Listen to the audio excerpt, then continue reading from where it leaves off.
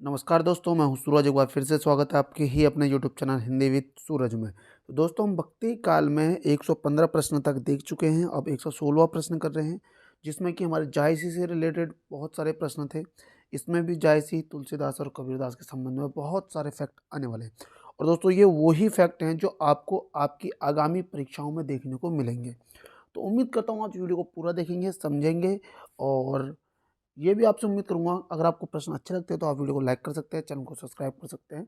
और चलते हैं प्रश्नों की तरफ। प्रश्न संख्या 116। पद्मावत ऐसी ट्रेजेडी है जिसका आदि से अंत तक चित्रण एक विराट जीवन उत्सव के रूप में हुआ है। यह कथन किसका है?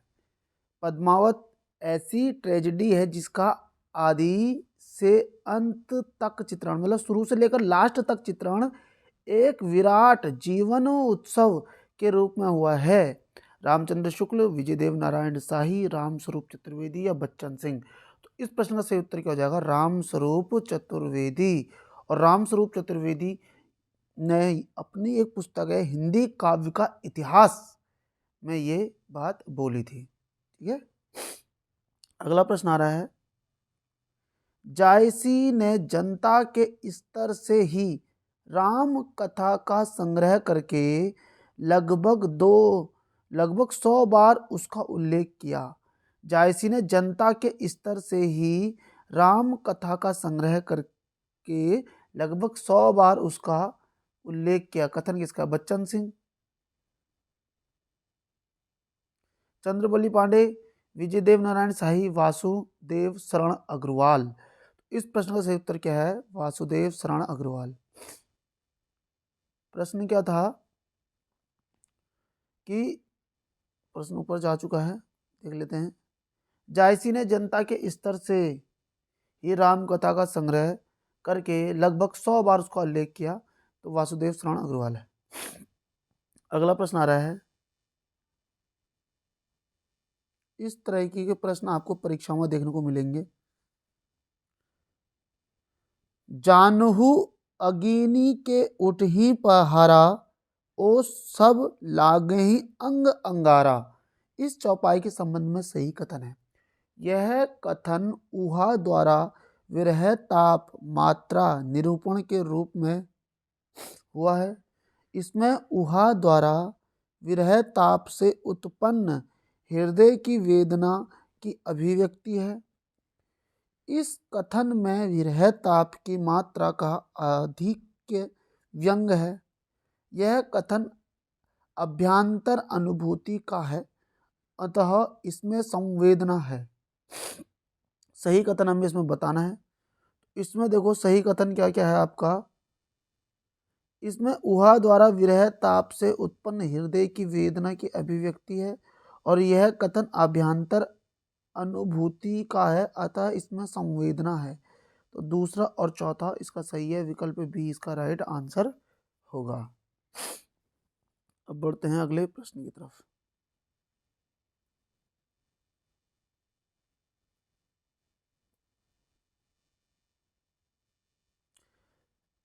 लागियूं जरे जरे जस भारू, फिरी फिरी भूंजेसी तंजेऊ न बारू? इस चौपाई का मूल भाव क्या है? दुखावस्था में व्यक्ति को अन्य अनेक दुख पीड़ित करते हैं। भाड़ की तपती बालू में अनाज का दाना भुन जाने पर भी उछलकर उसी में पड़कर नष्ट हो जाता है। प्रेम दशा चाहे घोर यंत्रणामय हो जाए, पर हृदय उस दशा से अलग होना नहीं चाहता। प्रेम वेदना के आभ्यंतर स्वरूप की पहचान प्रेम वेदना पूर्ण हृदय में ही हो सकती है। इस प्रश्न से उत्तर क्या हो जाएगा? Option C. प्रेम दशा चाहे घोर यंत्रणामय हो जाए, पर हृदय उस दशा से अलग होना नहीं चाहता। तो विकल्प सी इसका सही है। लागे हूँ जरे जरे जस भारू, फिरी फिरी भूंजे सी तजेऊ न बारू? तो इसका सही आंसर क्या हो जाएगा आपका? ऑप्शन सी।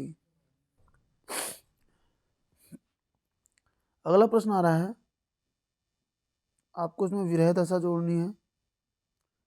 नागमती वियोग खंड की निम्नलिखित काव्य पंक्तियों को संबंधित विरह दशा के साथ सुमेलित कीजिए।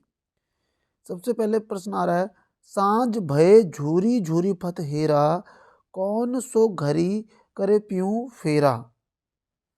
तो इसमें देखो जो भाव है, विरह दशा है, ये क्या है, अभिलाषा की है। सॉरी। रकत के आंसू पर ही भूई धोरी, एक मिनट,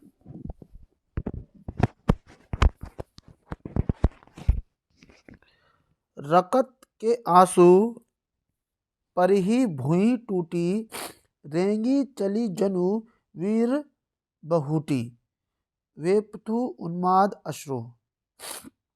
इस प्रश्न का क्या हो जाएगा आपका, वेपथु, ठीक है, वेपथु नहीं होना चाहिए इसका, तो अश्रु होना चाहिए। हाँ, जब आंसू गिरते हैं तो आंसू उसके कैसे बहरे जैसे वीर भभूति होती है, एक कीट है ये हंडोला अस डोले मोरा, बिरह भुलाई दे ही झकझोरा। तो इसका सही उत्तर क्या था, इसका है आपका वेपथु। अब है, बरस दिवस घनी रोए के, हारी परिचित झंकी, मानुष घर घर पूछी के, बूझे निकसी पंखी। तो यह है आपका उन्माद, तो ये आपका सही हो जाएगा। अब बढ़ते हैं अगले प्रश्न की तरफ, 120-21वां। नागमती वियोग खंड की चौपाइयां हैं। फिरी फिरी रोए कोई नहीं डोला, आधी रात विहंगम बोला, दहे धाय जोबन एह जीऊं, जानो पर अग्नि माँ घीऊं, तू फिरी फिरी दाहें सब पाकी, के ही दुख रैनी न लावसी आँखी, पद्मावती सो कहूँ विहंगम, कंत लोभाई कर रही संगम। चलो, नागमती वियोग खंड की चौपाइयां हैं, तो अब इसमें हमें सही सही बताना है आपका। तो देखो, फिरी फिरी रोए कोई नहीं डोला, आधी रात विहंगम बोला, ये आपका सही है। देह धाए जोबन एह जीऊं, जानो परा अग्नि महा धीरू, ये आपका क्या बोल रहा था, नागमती वियोग खंड की चौपाइयां है ना, अच्छा, ये इसका नहीं है। तू फिरी फिरी दाहें सब पाकी, के ही दुख रेनी ना लावसी आंकी, ये भी सही है। पद्मावती सो कहूँ विहंगम, कंत लोभाई करी रही करी संगम, तो इसका भी ये सही है। तो पहला, तीसरा, चौथा, तो ऑप्शन ए इसका राइट आंसर है।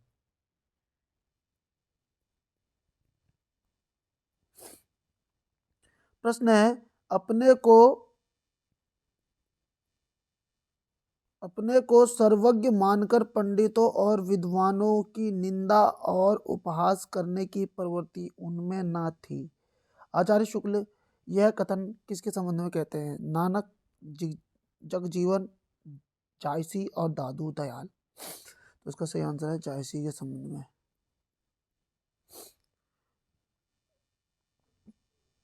प्रश्न है, विधिना के मार्ग है ते सरग नखत तन रोवा जेते। इस चौपाई के माध्यम से जायसी कहना चाहते हैं, ईश्वर तक पहुंचने का मार्ग आकाश के नक्षत्रों से भी ऊपर है। मानव शरीर में जितनी रोए हैं उसमें अधिक तपस्वी ईश्वर प्राप्ति की प्रयत्नशील है। ईश्वर प्राप्ति के लिए जितना मार्ग है उसमें मोहम्मद साहब का पंथ सबसे निर्मल है। ईश्वर प्राप्ति के लिए उतने मार्ग हैं जितने आकाश में तारे और शरीर में रोए हैं। तो इस प्रश्न का सही उत्तर क्या हो जाएगा आपका,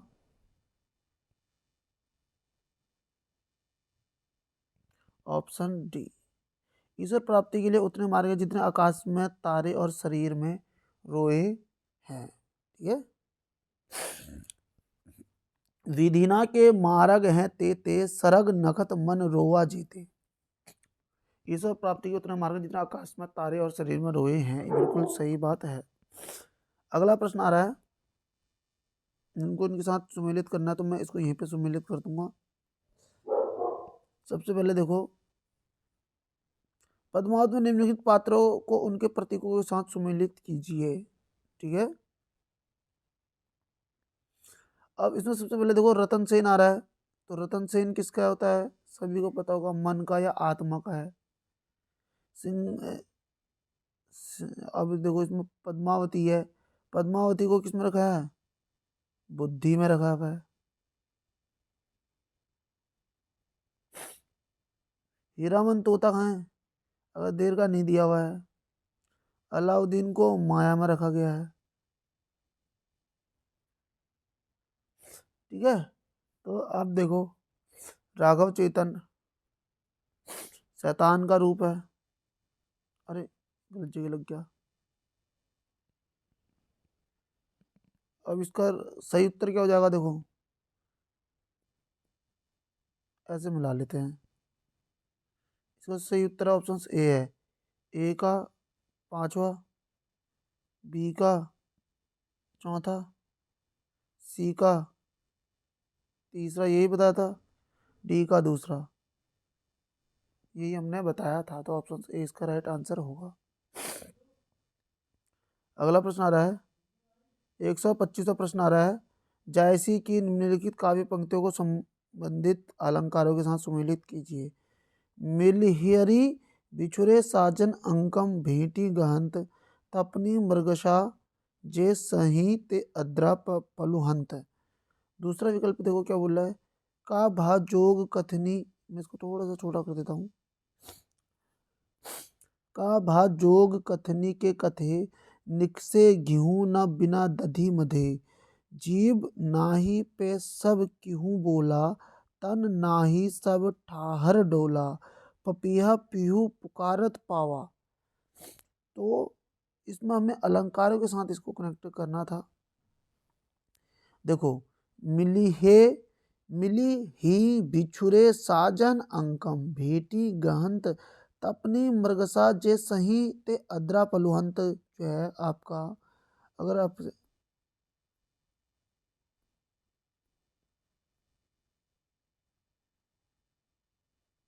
हाँ ये रहा,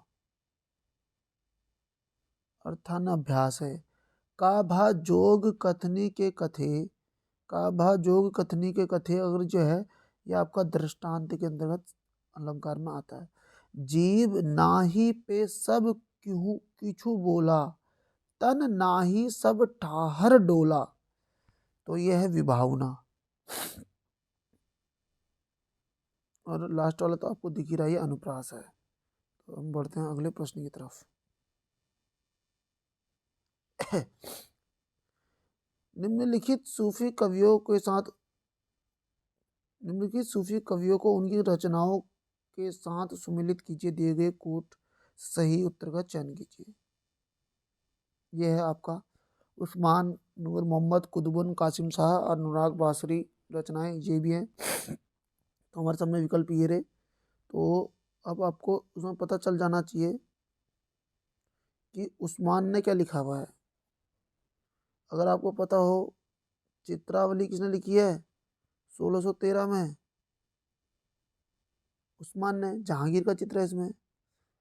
नूर मोहम्मद ने क्या लिखी थी, अनुराग बांसुरी लिखी है ना, 1764 में। कुतुबुन ने क्या लिखी है, मृगावती लिखी है 1503 में। कासिम शाह ने क्या लिखी है, हंस जवाहिर लिखी है। कहीं पे 1731 मिलता है, कहीं पे 1736 मिलता है, मैं 1731 कर देता हूँ। अब देख लो पहले का डी, ये है नहीं है, ऑप्शन बी इसका राइट आंसर हो जाएगा। अब बढ़ते हैं अगले प्रश्न की तरफ। इनमें से किस प्रेमाख्यान काव्य में कवि को नायक के सौंदर्य में वेद की रचनाएं दिखाई पड़ी हैं? चंद्रकुंवर की बात, इंद्रावती, पूपावती, मधुमालती। तो इस प्रश्न का सही उत्तर क्या हो जाएगा आपका, ऑप्शन सी। इस किस प्रेमाख्यान काव्य में कवि को नायक के सौंदर्य में वेद की रचनाएं दिखाई पड़ी है। नारद नायक के सौंदर्य में वेद की रचनाएं दिखाई पड़ती है। पुहुपावती, पुहुवा क्या लिखा हुआ, पुहुपावती दुख हरण दास ने इसकी रचना कब करी है? 1669 में। ठीक है। दुखहरण दास का असली नाम क्या है दिखार का? मनोहर, और गुरु थे इनके मलूक दास, याद रखना। अब बढ़ते हैं अगले प्रश्न की तरफ। 128वां प्रश्न आ रहा है जिसमें आपको रचनाओं को क्रम के अनुसार लगाना है। कथा कलंदर, रतन, रस रतन, ज्ञानदीप और नल दमयंती। अब इधर देखो, रस रतन अगर हम देखें कब की है? 1618 की है। ज्ञानदीप कब की है? 1619 की है। नल दमयंती नरपति व्यास 1625 की है, नरपति व्यास की। कथा कलंदर जान कवि ने लिखी है 1660 में, जान कवि ने। ऑप्शन डी इसका राइट आंसर हो जाएगा। नल दमयंती नरपति व्यास 1625, कथा कलंदर जान कवि, इसको याद रखो भैया 1660। कबीर दास के समान अपना एक निराला पंथ निकालने का हौसला उन्होंने कभी ना किया। रामचंद्र शुक्ल का यह कथन किसके संबंध में है? जायसी, धर्मदास, रज्जब, सहजो बाई। तो इसका सही उत्तर क्या हो जाएगा आपका? जायसी।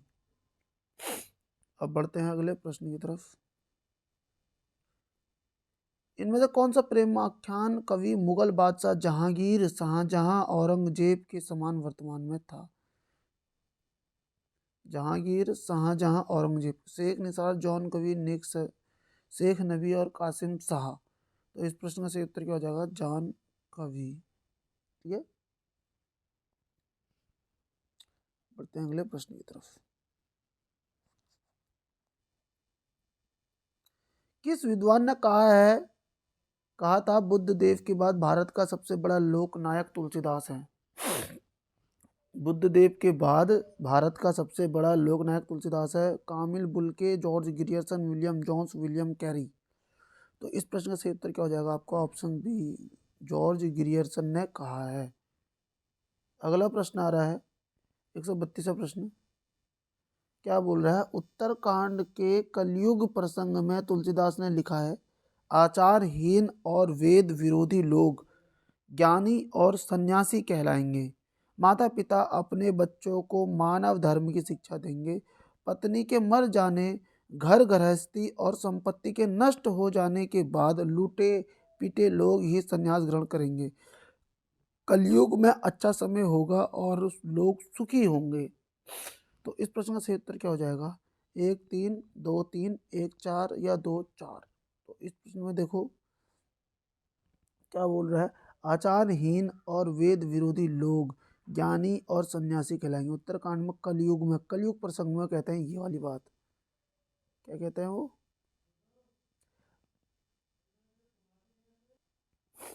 तो इस प्रश्न का सही उत्तर क्या हो जाएगा आपका? ऑप्शन ए, मतलब कि आचारहीन और वेद विरोधी लोग ज्ञानी और सन्यासी कहलाएंगे। कब? उत्तरकांड में बोल रहा है। और तीसरा में देखो, पत्नी के मर जाने, घर गृहस्थी और संपत्ति के नष्ट हो जाने के बाद लूटे पिटे लोग ही संन्यास ग्रहण करेंगे। ऑप्शन सी, ये पहला और तीसरा सही है। अब बढ़ते हैं अगले प्रश्न की तरफ। 133वां प्रश्न आ रहा है। तुलसी की विलक्षण प्रतिभा इस बात में है कि उन्होंने भक्त और रचनाकार की भूमिकाओं का एक साथ सफल निर्वाह किया है। भक्त मूलतः देवी शक्ति के किसी रूप में आस्था रखता है, जबकि रचनाकार अपनी आस्तिकता नास्तिकता के बाद एक मूलतः ऐहिक या कि धर्म निरपेक्ष क्रम में प्रवृत्त होता है। तुलसीदास के विषय में उपयुक्त कथन किस साहित्यकार का है? रामस्वरूप चतुर्वेदी, रमाशंकर शुक्ल रसाल, गणपति चंद्रगुप्त, हजारी प्रसाद द्विवेदी। इस प्रश्न का सही उत्तर क्या हो जाएगा आपका? रामस्वरूप चतुर्वेदी। ऑप्शन ए इसका राइट आंसर होगा। अगला प्रश्न आ रहा है।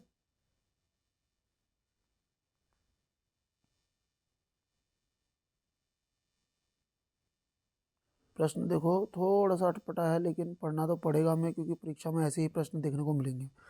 झूठो है झूठो है झूठो है झूठो सदा जगू, संत कहंत जे अंतु लरा है, ताको सहे सठ संकट कोटिक, काड़त दंत करंत होहा हा। जान पने को गुमान बड़ो, तुलसी के विचार गंवार महा है, जानकी जीवनु का जान न जान्यो, तो जान कहावत जानो कहाँ है। तीसरी पंक्ति में तुलसीदास कहना चाहते हैं, यूजीसी नेट पूछा गया सवाल है, उन्हें अपने ज्ञानीपन पर का बहुत अभिमान है, वे स्वयं महागंवार है, संसार को झूठ कहने वाले महागंवार हैं, जानकी के जीवन से अनभिज्ञ लोग गंवार हैं। तो इस प्रश्न में हमें क्या बताना है, तुलसीदास क्या कहना चाहते हैं। इसका सही में जो तुलसीदास कहना चाहते हैं ऑप्शंस ए और बी। वे उन्हें अपने ज्ञानीपन का बहुत अभिमान है, वे स्वयं महागंवार है। ठीक है। और अब बढ़ते हैं अगले प्रश्न की तरफ। वैसे ये कवितावली में लिखा हुआ है, कवितावली के उत्तरकांड में है ये, राम प्रेम ही सार है शीर्षक से उद्धृत है। इस तीसरी पंक्ति में तुलसीदास जो है वो यही कहना चाहते हैं कि जो ने अपने ज्ञानीपन पर बहुत अभिमान है, वे स्वयं क्या हैं, महागंवार है। अगला प्रश्न आ रहा है, गौरख जगायो जोग, भक्ति भगायो लोग, इस काव्य पंक्ति में तुलसी का अभिप्राय है, नाथ पंथ का हठयोग मार्ग, हृदय पक्ष शून्य है, जनता हठयोग को पसंद करती थी, योगियों की रहस्य भरी वाणियों से जनता की भक्ति भावना दब गई, जनता भक्ति मार्ग से विमुख हो गई। तो हमें इसमें सही बताना है कि गौरख जगायो जोग और भक्ति भगायो लोग से क्या मतलब था। इस प्रश्न का देखो आंसर है पहला और तीसरा, नाथ और ये। तो दोस्तों मिलते हैं नेक्स्ट वीडियो में, क्योंकि प्रश्न तो अभी काफ़ी सारे हैं, लेकिन वीडियो ज़्यादा लंबी नहीं बनानी है। तो मिलते हैं आपसे नेक्स्ट वीडियो में। उम्मीद करता हूँ आपको वीडियो अच्छी लगी होगी।